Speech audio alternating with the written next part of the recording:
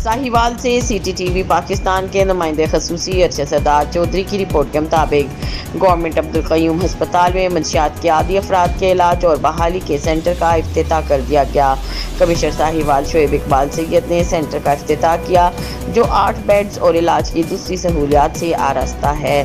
Centre में मंशियात के आदी अफराद की मुकम्मल बहाली तक इनके इलाज और रहन सहन के तमाम अखराजात महकमे सेहत बर्दाश्त करेगा।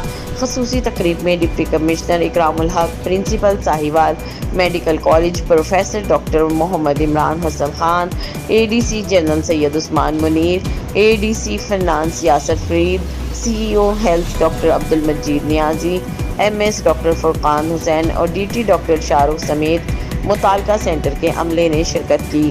कमिश्नर शोएब इकबाल सैयद ने सेंटर के क़याम को खुशाइन करार दिया और हिदायत की कि ज़ेर इलाज मंशियात इस्तेमाल करने वालों की मुकम्मल बहाली तक इन्हें तमाम सब तिब्बी सहूलियात पहुँचाई जाएँ।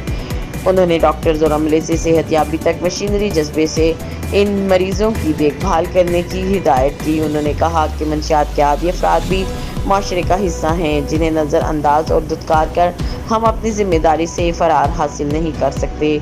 उन्होंने ऐसे अफराद की बहाली में मसरूफ़ तंजीमों और अफराद के जज्बे को भी सराहा।